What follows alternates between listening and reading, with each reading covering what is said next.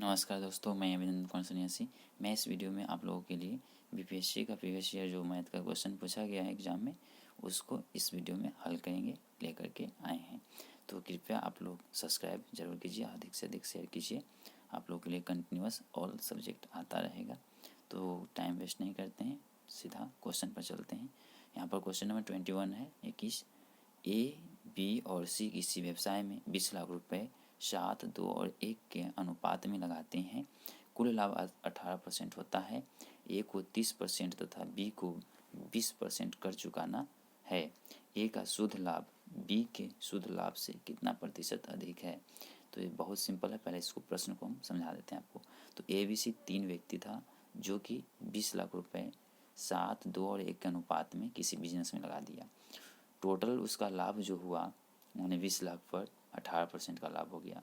तो सबसे पहले हम लोग टोटल लाभ निकाल लेते हैं, जो कि तीनों का हिस्सेदारी इसमें रहेगा।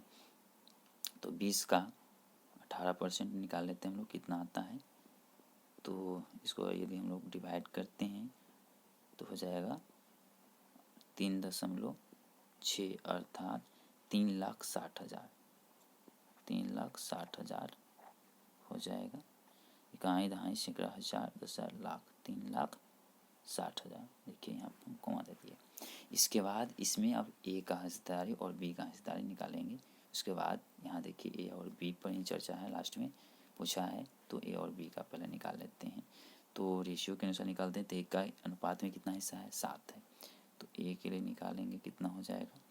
7 बाई टोटल रेशियो को जोड़ के बट्टा में लाया जाता है।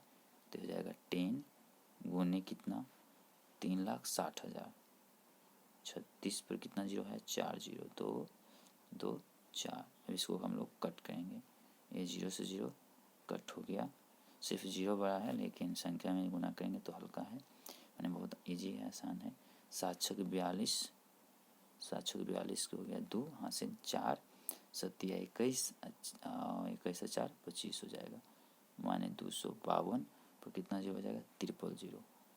इतना हुआ इसका ए का हिस्सेदारी।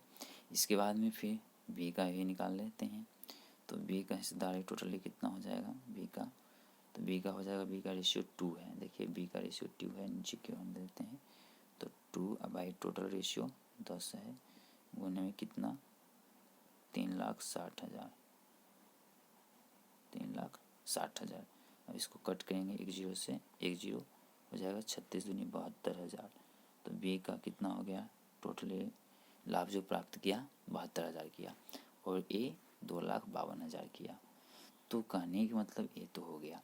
अब आगे प्रश्न क्या कह रहा था कि ए को 30% कर्ज चुकाना पड़ता है, मैंने कर्ज लिया था ए, तो ये अपना इनकम का 30%। अब कर्ज चुकाना है तो अपना ही इनकम में से जो इसको लाभ मिलेगा उसी में से तो ये अपना ही पैसा तो कर चुकाएगा। इसके लिए तो तीनों में से नहीं दिया जाएगा, क्योंकि ए जो कर्ज लिया है तो कर्ज ए को ही चुकाना होगा, और बी जो कर्ज लिया है, जो भी कर्ज ले चुका है, मैंने कर्ज लिया है, उसमें 20% इसको भी चुकाना पड़ेगा। तो यह भी अपना ही लाभ में से घटाएगा बी, और ए भी है तो अपना ही लाभ में से।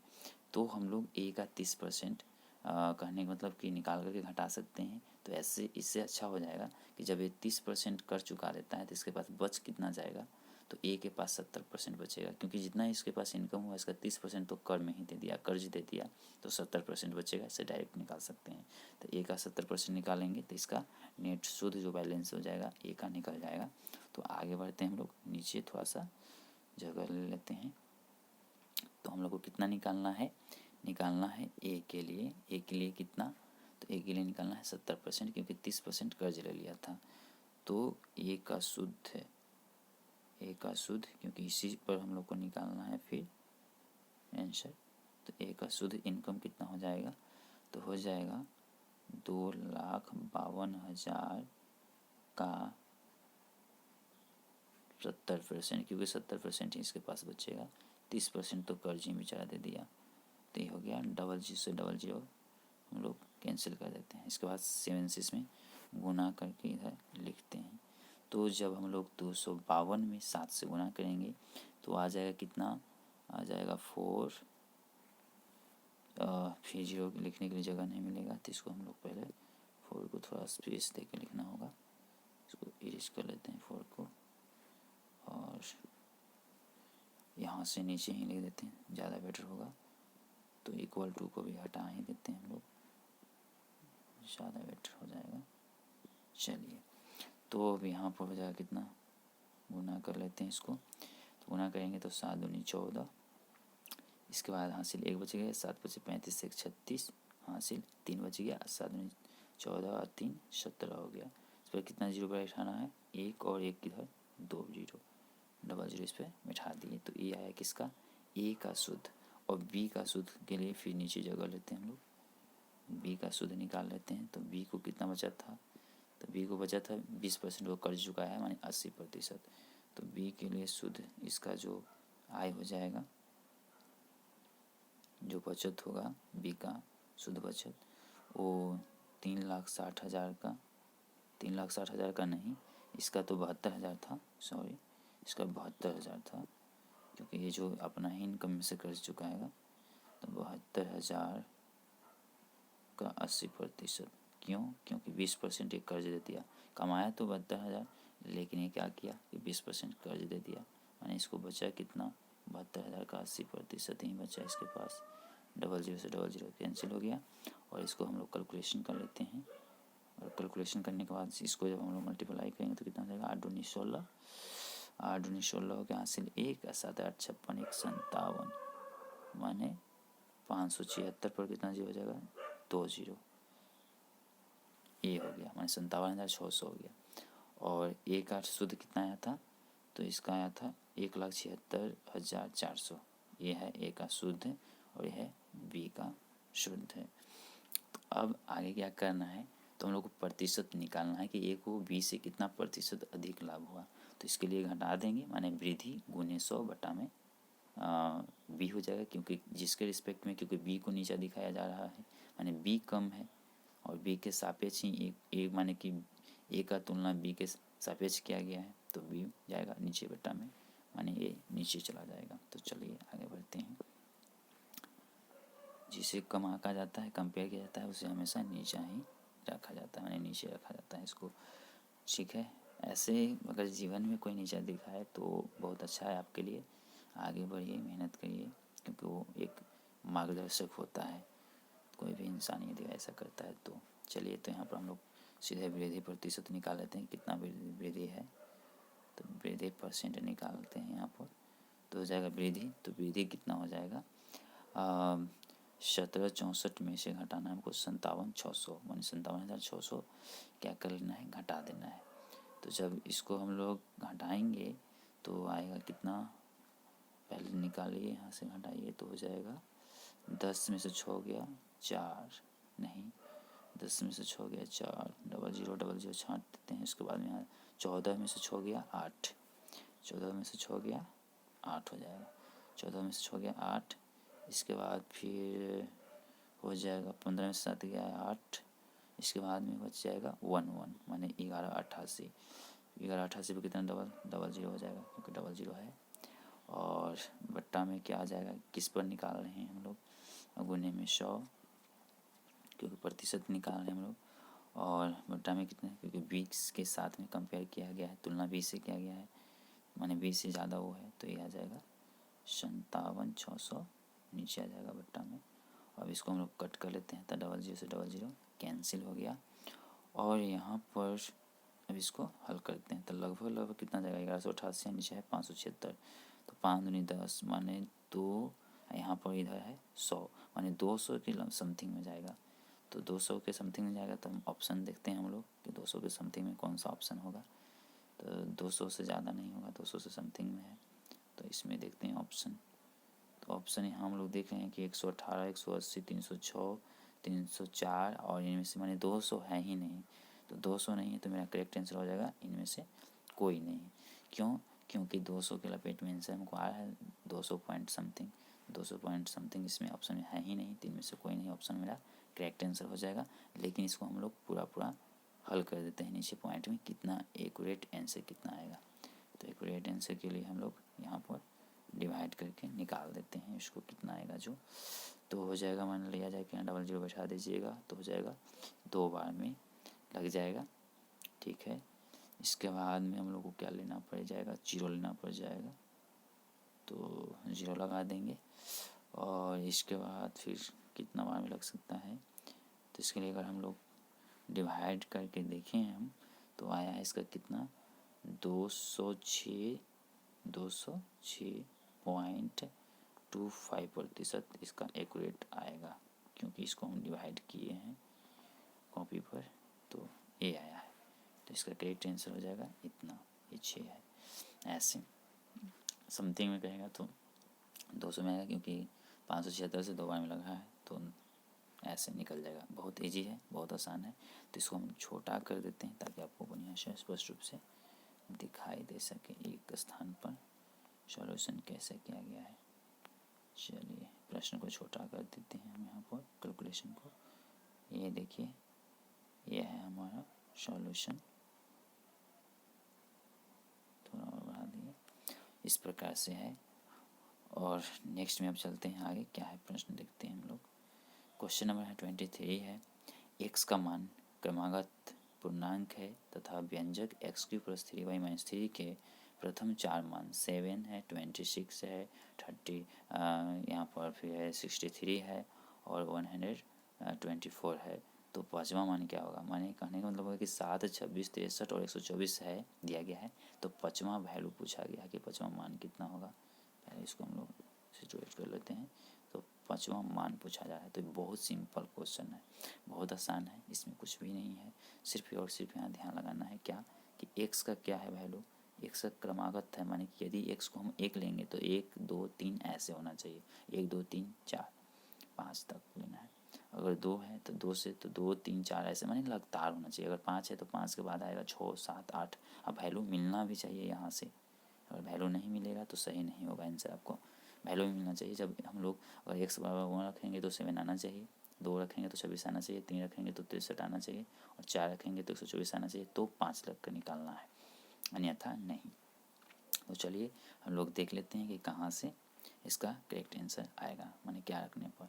तो हम लोग यहाँ से स्टार्टिंग करते हैं। यदि हम लोग x = 1 रख करके देख लेते हैं, तो 1 रखेंगे तो क्या हो जाएगा, 1 रखेंगे तो इसका वैल्यू कितना आ जाएगा, तो 1 यहाँ हो गया 1, तो ये हो जाएगा 7 तो आएगा नहीं, कहिए कैसे, क्योंकि 7 = में है। अगर x का वैल्यू हम 1 रखते हैं तो 1 का क्यू तो 1 प्लस में 3y माइनस में 3 और आना चाहिए 7।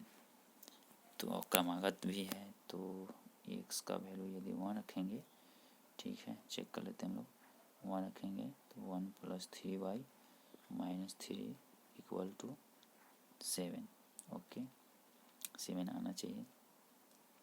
तो 3y - 3 का जो वैल्यू हो गया, यहाँ से y का वैल्यू निकाल करके उसमें पुट करके देख सकते हैं, लेकिन नहीं है, वैसे नहीं कहेंगे। तो ये हो जाएगा इतना इक्वल टू हो जाना चाहिए 6 है, ठीक है। तो नेक्स्ट में चलते हैं, फिर 2, क्योंकि लगातार रखना है, x का वैल्यू देखिए ये रखना है, तो पाँचवा वैल्यू हम लोग को बताना है कौन सा संख्या होगा। तो अगर हम लोग ऐसे 1 तो रख लिए तो इतना आया, 2 रख के देख लेते हैं, तो 2 रखेंगे तो कितना हो जाएगा, 2 का क्यू 8 होता है, प्लस 3y - 3 का वैल्यू कितना है 6 है, देखिए यहाँ से पुट कर सकते हैं वैल्यू, तो आना चाहिए कितना 26 आना चाहिए, 26 आना चाहिए। तो इसका वैल्यू कितना है 6 से तो 8 से 14 ही होगा, माने नहीं आएगा, 1 पर नहीं होगा, 1 पर तो हो ही नहीं सकता है।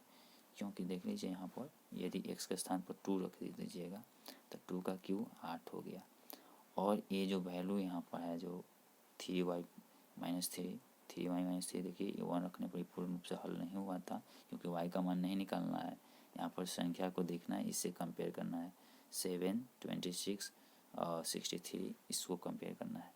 तो इसका वैल्यू हम लोग क्या किए, यहाँ पर पुट कर दिए, 6, 8, 6, 14 ही हो रहा है, माने 26 को संतुष्ट नहीं कर रहा है, तो ये संख्या नहीं होगा, x = 1 होगा ही नहीं, तो इससे हम 5 नहीं निकाल सकते हैं। तो चलिए और भी जांच कर लेते हैं कि कौन सा होगा, इसको हटाते हैं पहले, तो यहाँ से हटा लेते हैं, क्योंकि उस दो संख्या पर हम लोग x का वैल्यू क्रमागत जो लगातार है वो संख्या रखना ही है। चलिए तब आते हैं हम, x = 1 पर जांच हो गया, ये सेटिस्फाइड नहीं है, 2 पर देख लेते हैं। तो 2 पर रखेंगे तो 2 का क्यू प्लस में 3y, ये 3y है प्लस है -3 इक्वल टू कितना 7 है। 7 आना चाहिए, तो 7 अगर नहीं भी आएगा तो सेकेंड में हम जांच कर लेंगे हम लोग ये आएगा कि नहीं। तो यहाँ पर इसका वैल्यू निकालना है, तो ये 8 है तो इसका वैल्यू कितना हो जाएगा -1 हो जाएगा। 3y -3 इक्वल टू कितना हो जाएगा -1 हो जाएगा, क्योंकि 2 का क्यूब 8 होता है, 8 इधर भेजेंगे तो 7 - 8 तो -1 हो जाएगा, क्योंकि 7 में से 8 घटाएंगे तो कितना आएगा -1 ही आएगा। देखिए यहाँ पर तो ये हो गया। अब यहाँ पर हम लोग को 2 के बाद 3 रखना है क्योंकि लगातार निकलना है, तो 3 पर देख लेते हैं। तो 3 का क्यूब प्लस 3y -3 का वैल्यू कितना हो गया यहाँ पर -1, तो -1 रख लीजिए। आना चाहिए कितना, आना चाहिए 26 आना चाहिए। ये आएगा तब ये सेटिस्फाइड होगा, नहीं आएगा तो नहीं होगा, तो 26 आना चाहिए। तो यहाँ करते हैं 9 तिया 27 -1 तो 26 करेक्ट है, चल रहा है, सही गया। माने 2 से स्टार्टिंग हो जाएगा, तो 2 3 4 5 और 6, माने 5वां वैल्यू निकालने के लिए 6 रखना पड़ जाएगा हम लोग को। तो डायरेक्टली 6 रख देते हैं, और इसका वैल्यू हम लोग को मालूम है 3y -3 का, तो 6 का क्यूब कितना होता है, तो जाएगा 6 का क्यूब और प्लस इसका वैल्यू -1 होता है, तो -1 क्योंकि -1 यहाँ से हम लोग को निकाल लिए हैं पहले ही, और 6 का क्यूब जाएगा 6 से 216 216 6 36 और 36 छक्का 216 -6 215 आंसर इसका होना चाहिए, जो कि यहाँ पर है। तो बहुत सिंपल क्वेश्चन था, बस थोड़ा सा दिमाग लगाना है। तो 2 से हो गया है, तो लगातार 5वां पूछा था, तो 1 2 3 4 5 माने एक्स के वैल्यू 6 रख करके वैल्यू निकालना था। तो मेरा करेक्ट आंसर हो गया कितना 215 इसका करेक्ट आंसर आया। चलिए नेक्स्ट क्वेश्चन में चलते हैं हम लोग। क्वेश्चन नंबर 25 है, यह भी ज़बरदस्त क्वेश्चन है, लेकिन देखने में सिर्फ ज़बरदस्त है आसान ही, तो डरिएगा नहीं, बहुत सिंपल है। यहाँ पर क्या कहा जा रहा है, कह रहा है कि किसी व्यक्ति के मूल वेतन 7700 रुपया पर महंगाई भत्ता 125% से बढ़कर 132% होता है तथा कर कटौती दोनों पर 20% से बढ़कर 22% होती है, तो उसको वेतन कितना बढ़ा हुआ मिला, माने वेतन में कितना वृद्धि हुआ है जब ये सब घटना घटी है। तो देखिए पहले आपको हम क्वेश्चन समझाते हैं कि क्वेश्चन क्या कह रहा है। क्वेश्चन ये कह रहा है कि वेतन कितना था जब इसका वेतन 7700 था, तो महंगाई भत्ता जो है 125% बढ़ा हुआ था, माने पहले जो भी 100% था, माने 100% महंगाई था, तो उसमें कितना की वृद्धि हो गई थी। जब इसका वेतन 7700 हुआ तो वृद्धि महंगाई में भी 125% हो गया, माने टोटल महंगाई में वृद्धि कितना हुआ, तो 225% वृद्धि हो गया। तो 225% तो वृद्धि हो गया, ठीक है, तो 225% वृद्धि हो गया 7700 का, तो 225% पहले 7700 का निकाल लेते हैं पहले कितना होगा, क्योंकि 100% महंगाई पहले था जब इसका वेतन कुछ होगा। जब इसका वेतन 7700 हुआ तो 125% बढ़ गया था महंगाई, ठीक है, तो माने 225% हो जाएगा ना टोटल, ये चीज़ हुआ। कहने का मतलब यहाँ पर ये हुआ। इसके बाद पहले इस पर हम निकाल लेते हैं हम लोग, तो 7700 का कितना निकालना है, 7700 का 225%, क्योंकि 100% अब प्लस 125%, क्योंकि पहले 100% था फिर 125% की वृद्धि हुआ है, तो हो गया कितना 225%, ठीक है। तो ये 225% इसको जब निकालिएगा कितना हो जाएगा, काटिएगा तो 225 × 77 हो जाएगा। ये 225 × 77, क्योंकि परसेंट हटता है तो बट्टा में 100, तो 225 बट्टा में इतना गुने में कितना 7700, तो काट छाँट कर दीजिए 00 से 00, कितना आ जाएगा, ये आ जाएगा 225 गुना 77, 7 से गुना भी करके हम लोग लिख सकते हैं, लेकिन अभी इतना ही रहने देते हैं क्योंकि और भी आगे कहा जा रहा है। तो नेक्स्ट है, आगे बढ़ते हैं इसमें ही। तो 7700 का 225% तो हो गया, इसके बाद में कितना बढ़ के हुआ था 132%, अब 125% तो हो गया था, इसके बाद में इससे भी बढ़ कर के कितना हो गया 132% हो गया था, यहाँ देखिए, ठीक है। इसके बाद 132% हो गया, माने फिर 100% था पहले, लेकिन कितना हो गया, पहले 100% से 125% हो गया, तो 225 टोटली वृद्धि। अब 125 से 132 हो गया, माने 100% ही देखा पड़ेगा, 100% महंगाई था, कुछ होगा, जैसे महंगाई अगर हम 5% बढ़ा दें, और इसके बाद फिर इस पर भी अगर बढ़ जाए तो 5 से ही क्या होगा, गणना होगा आगे, तो यहाँ भी होगा, तो इसका भी 132 प्लस 100 हो जाएगा, तो 232% हो जाएगा। ठीक है, तो फिर हम लोग को निकालना हो जाएगा 7700 का 232%। लेकिन उससे पहले हम लोग देखते हैं कि दोनों पर कटौती भी 20% को दिया गया है, माने 125 पर 20% का छूट दिया गया है, और 22% 132 पर 22% का छूट दिया गया है।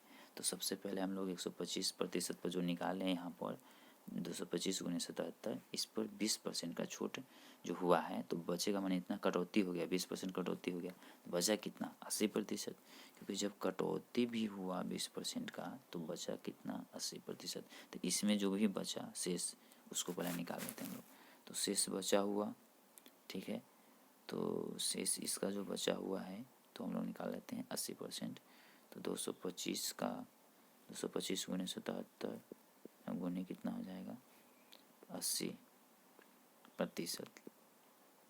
ठीक है, तो यहाँ ये 0 से 0 खत्म हो गया, और इसको हम लोग जब गुना करेंगे तो कितना हो जाएगा, 7 है और 8 है, तो जब इसको हम लोग गुना कर लेंगे तो आना चाहिए कितना, 7 से करेंगे तो 7 × 5 = 35, 7 × 14, 3 17, इसके बाद फिर 17 हो गया, कहाँ से लेगा, 7 × 14 = 15, और इसको 2 बार करेंगे, इसके बाद फिर इसमें 8 से गुना करेंगे और 10 से क्या करेंगे, भाग करेंगे, तो 20% का नुकसान हुआ था, तो इतना हो जाएगा, यहाँ से 00 कट गया है, 225% था, तो यहाँ पर 80% हो जाएगा, और 225 से 30 बीच में 5 से कट जाएगा, 5 को 20 और 5 × 5 = 25, 45, इसको अगर हम लोग काट देंगे 5 से तो 2 बार में, इसको से डिवाइड कर देते हैं तो 4 बार।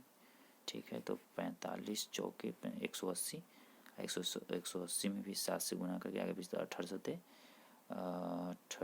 26 से 126, और 126 को आगे पीछे करके जब हम लोग जोड़ घटाव करेंगे तो आ जाएगा हमारा कितना, 13,860, माने 13,860 आ जाएगा टोटली, एक करेक्ट आएगा। ठीक है, तो ये हुआ कब, ये निकल रहा है 125% के लिए, यहाँ पर हम लिख देते हैं ताकि समझ में आएगा आपको, 125% पर जो हम निकाल रहे हैं, ये जो कि प्रथम है, पहले वाला जो महंगाई भत्ता है उस पर निकाला गया है। इसके बाद फिर आगे बढ़ते हैं, हम लोग नेक्स्ट पर चलते हैं, जो कि नीचे दिया गया है, आगे जगह ले लेते हैं। अब यहाँ से देखिए, तो ये तो हो गया हमारा टोटली। अब सेकेंड में फिर कहा जा रहा था कि 7700 को 132% हो गया था, और उस पर 22% का छूट दिया गया था। तो सेकेंड माने दूसरा टर्म में जो महंगाई भत्ता सेकेंड टर्म में आया है, ये सेकेंड टर्म के लिए हम लोग यहाँ सेकेंड दे देते हैं, तो 7700 का 232% हो जाएगा, क्योंकि 132% बढ़ा तो 100 पर ही बढ़ा, तो 232% हो जाएगा। यहाँ से हम लोग कट कर लेते हैं, और ये हम लोग का आ गया 77 × 232। ठीक है, जो कि दूसरा महंगाई भत्ता पर है, जो कि सेकेंड राउंड में बढ़ा है, उस महंगाई भत्ता पर कैलकुलेशन भी हम लोग कर रहे हैं। तो इसमें कितना हुआ था, तो इसमें दिया गया था 22% का छूट, तो इतना तो हमारा सेकेंड में महंगाई भत्ता हुआ, लेकिन उस पर भी छूट कर में दे दिया गया, कितना, 22%। तो 22% जब कर में छूट दे दिया गया, तो इसमें से हम लोग बचा कितना, 22% इसमें से चाहे तो निकाल करके घटाएंगे, या तो 100% में से 22% घटा देंगे, तो कितना बचेगा, 78%। तो 78% इसका निकाल देंगे, और निकालने के बाद फिर हम लोग को क्या करना है, शुद्ध निकालना है कि वृद्धि कितना हुआ है, तो उसको घटा देंगे तो हम लोग को आंसर मिल जाएगा। तो इसका हम लोग को अब कितना निकालना है, 78% निकालना है। तो अब 78% हम लोग निकालने जा रहे हैं, इसका क्या हो जाएगा, देखिए 78% निकालने जा रहे हैं, तो यहाँ पर हो जाएगा 77 × 232 गुने 78/100। ठीक है, इसको कट छाट करते हैं। कैसे काटे, तो इसको पॉइंट में बदलने से फ़ायदा नहीं है, इसको हम लोग गुना इधर कॉपी में हम कर लेते हैं और इसके बाद में आपको बताते हैं कि कितना हो जाएगा, क्योंकि यहाँ पर जगह नहीं है। तो जब इसको हम लोग, चलिए कैलकुलेशन कर रहे हैं, कैलकुलेशन में हम लोग को आया कितना, 13934 माने 13,934 आएगा। इसको हल करिएगा तो पूरा कट जाएगा और इसका आ जाएगा कितना, तो इसका आ जाएगा 13,934 हो जाएगा। ठीक है, तो आगे बढ़ते हैं, हम लोग आगे बढ़ जाते हैं और इसको अब देखते हैं कि कितना वृद्धि हुआ है। ये देखिए यहाँ आया है और हम लोग घटा करके वृद्धि देख लेते हैं। तो इसके लिए थोड़ा सा जगह चाहिए हम लोग को, तो हल्का सा यहाँ पर आ जाते हैं और वृद्धि कितना हुआ है, क्योंकि ये पूछा जा रहा था कि वेतन में शुद्ध वृद्धि कितना हुई है। तो वेतन में वृद्धि निकालना है हम लोग को, क्योंकि वेतन में वृद्धि कितना हुआ, वेतन वृद्धि निकाल देना है। तो पहले कितना था, 13,860 था, ये 13,934 है। तो 13,934 में से 13,000 से 13,000 ख़त्म हो गया, 9,034 में से 860 घटा देते हैं डायरेक्टली, ऐसे इजी हो जाएगा। बहुत बड़ा बड़ा संख्या लेकर कब तक चलते रहे हम लोग। तो इतना हो गया, इसको घटा लीजिएगा, 0 तो 4 और ये जाएगा तो हो जाएगा कितना, ये हो जाएगा 0 नहीं, यहाँ 0 नहीं आएगा, आगे कहाँ से 0 हो जाएगा भाई टमाटो। और यहाँ हो जाएगा कि 13 में से छो गया 7 और 8 में 60 गया खत्म, होने 74 रुपया होगा। ओनली 74 रुपया इसमें वृद्धि होगा और कुछ नहीं होगा। तो वेतन में देखिए इतना घुमा चढ़ा के था परसेंटेज, लेकिन इनसे कितना छोटा आया, मात्र 74 रुपया उसका यह हुआ। कितना लॉन्ग चौंक था कि 125% वृद्धि हुआ महंगाई दर। इसके बाद हुआ क्या कि 125% के बाद भी उसमें कितना परसेंट का छूट दिया गया था, तो 125 के बाद में भी उसमें करीब 20% का छूट दिया गया था। और इसके बाद फिर एक और राउंड दिया गया था, क्या दिया गया था कि उसमें जो हो गया महंगाई दर 132% भी हो गया था 125% से, माने कि 232% फिर इसको निकालना पड़ गया। फिर इसमें 22% का छूट इस पर दिया गया। तो इस प्रकार से बहुत सिर्फ क्वेश्चन घुमा दिया गया है था और था बहुत इजी ही। तो यहाँ से हम कलर से थोड़ा चेंज कर देते हैं ताकि आपको ये पता लग सके कि कहाँ सा कौन सा कैलकुलेशन किस में किया गया है। तो ये देखिए, ये सेकेंड राउंड का कैलकुलेशन है, जो कि नीचे आपको छोटा कर दिए हैं इसको, और ये जो है फर्स्ट राउंड का कैलकुलेशन है। यहाँ पर फर्स्ट हम लिख देते हैं, यहाँ ऊपर आपको छोटा सा क्वेश्चन दिखाई दे रहा है। तो महंगाई भत्ता पहले निकालें, इस पर 7700 का 225% कितना हो गया था महंगाई भत्ता, तो इतना हो गया था। लेकिन इसमें छूट दिया गया था कितना का, 20% का। तो 20% छूट का तो उसमें से घटा दिए, तो 20% का छूट तो टोटली ये मेरा आया, जो कि सेकेंड स्टेज में यहाँ ऊपर दिख रहे हैं। जस्ट यहाँ भी है कि 132% हो गया था, तो महंगाई भत्ता 125% पर निकाल दिए हम लोग, तो इतना आया। बहुत सिंपल है, सिर्फ सोचने वाली चीज़ है। 7700 को 132% हुआ, मैंने कि 232% निकाल दिए, तो महंगाई भत्ता इतना निकल गया। लेकिन इस पर भी छूट दे दिया गया था, कितना दे दिया गया था, 22% का, तो 78% बचा, तो 78% निकाल दिए। इसके बाद दोनों का अंतर कर दिए तो 74 रुपया। लेकिन इसमें कोई ऑप्शन नहीं हुआ, 74 हाँ है, फर्स्ट ऑप्शन सही हो जाएगा। 74 देखिए फर्स्ट में है, तो ऑप्शन नंबर फर्स्ट इसका करेक्ट आंसर हो जाएगा। चलिए नेक्स्ट क्वेश्चन में चलते हैं। ये बहुत इजी क्वेश्चन है, सिर्फ इसमें देखने वाला है और वेन डायग्राम बहुत इंपॉर्टेंट भी होता है। तो यहाँ पर कहा है कि निम्न चित्र का अवलोकन कर ज्ञात कीजिए कि कौन सा क्षेत्र स्वयं के घर में रहने वाले, तो स्वयं के घर में भी रहने वाले, यहाँ देखिए स्वयं के घर में भी रहने वाला है, सरकारी कर्मचारी भी है, निरूपित करता है, और जो स्नातक, अब से देखिए लास्ट में यहाँ लटका दिया है, इस पर ध्यान नहीं पूरा दीजिएगा तो गलत हो जाएगा, आपको सभी पॉइंट पर ध्यान देना है। तो स्नातक भी रहना चाहिए, तो स्नातक का कौन सा घेरा है, ये है घेरा, तो स्नातक भी होना चाहिए। इसके बाद फिर कलर चेंज करते हैं ताकि आपको पता लगे। चलिए स्नातक हो गया। इसके बाद में स्वयं के घर में रहने वाला, तो स्वयं का घर किधर है, यह है, देखिए ये भाग जो यहाँ आ रहा है, स्वयं का भाग हो गया। इसके बाद फिर कलर चेंज कर लेते हैं ताकि आपको दिखाई दे बढ़िया से। चलिए समझ में ज़्यादा आएगा ऐसे। इसके बाद में सरकारी कर्मचारी, तो सरकारी कर्मचारी यहाँ देख रहे हैं आप लोग, कट रहा है पूरा यहाँ से ऐसे है सरकारी कर्मचारी के लिए। तो अब यहाँ से पहले हम 1 मिनट रुक जाइए। सरकारी कर्मचारी के लिए फिर से हम कर लेते हैं। ये जो है सरकारी कर्मचारी के लिए, अब देखिए तीनों के अंडर में कौन है, तीनों का घेरा में। तो देख रहे हैं कि ये लाल से इधर था ये भाग। इसके बाद में ये जो है हमारा ब्लैक भाग का है, और ये भाग जो है हमारा सरकारी कर्मचारी का है। माने तीनों कॉमन हो रहा है मात्र ए भाग में ही। देखिए तो ए और जी दोनों होगा, क्योंकि तीनों में लिखना है। सरकारी कर्मचारी में भी होना चाहिए, स्वयं के घर में भी होना चाहिए, और स्नातक भी होना चाहिए। ठीक है, तो स्नातक भी है, ई और सरकारी कर्मचारी भी है, और स्वयं का घर में भी रहता है, तीनों में आ गया। तो ये और जी इसका करेक्ट आंसर हो जाएगा। ऑप्शन नंबर यहाँ पर थर्ड है, फोर्थ है जो कि सही है, ए जी।